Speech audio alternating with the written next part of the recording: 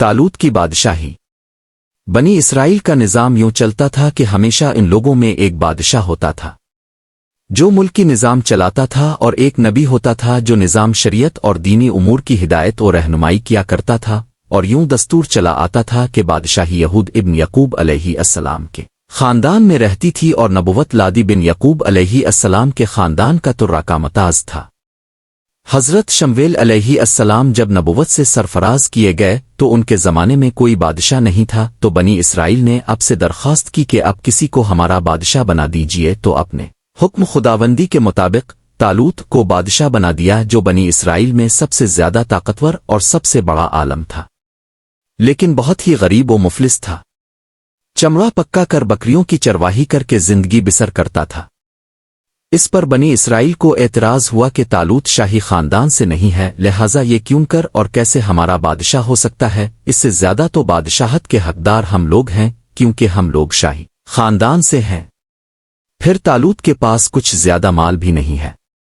एक गरीब व मुफलिस इंसान भला तख्त शाही के लायक क्यों कर हो सकता है। बनी इसराइल के इन एतराज का जवाब देते हुए हजरत शमवेल अलैहिस्सलाम ने यह तकरीर फरमाई के तर्जमा कुन ज़ालिमान, फरमाया इसे अल्लाह ने तुम पर चुन लिया और इसे इल्म और जिस्म में कुशादगी ज्यादा दी, और अल्लाह अपना मुल्क जिसे चाहे दे, और अल्लाह वसत वाला इल्म वाला है। और उनसे उनके नबी ने फरमाया इसकी बादशाही की निशानी ये है कि आए तमेरी पास ताबूत जिसमें तुम्हारे रब की तरफ से दिलों का चीन है। पे 2 अलब करत 247-248। चुनांचे थोड़ी ही देर के बाद 4 फरिश्ते संदूक लेकर आ गए और संदूक को हजरत शमवेल अलैहिस्सलाम के पास रख दिया। ये देखकर तमाम बनी इसराइल ने तालूत की बादशाही को तस्लीम कर लिया और अपने बादशाह बनकर न सिर्फ इंतजाम मुल्की संभाला, बल्कि बनी इसराइल की फौज भर्ती करके कौम अमालिका के कुफार से जिहाद भी फरमाया।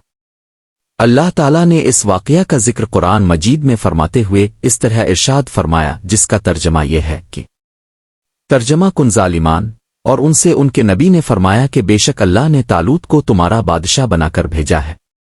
बोले इसे हम पर बादशाही क्यों कर होगी, और हम इससे ज्यादा सल्तनत के मुस्तहिक हैं, और इसे माल में भी वसत नहीं दी गई। फरमाया इसे अल्लाह ने तुम पर चुन लिया और इसे इल्म और जिस्म में कुशादगी ज्यादा दी, और अल्लाह अपना मुल्क जिसे चाहे दे, और अल्लाह वसत वाला इल्म वाला है। और उनसे उनके नबी ने फरमाया इसकी बादशाही की निशानी ये है कि आए तमेरी पास ताबूत जिसमें तमेरी रब की तरफ से दिलों का चीन है और कुछ बची हुई चीजें हैं। मुअज़्ज़ज़ मूसा और मुअज़्ज़ज़ हारून के तरका की उठाते लाएंगे इसे फरिश्ते।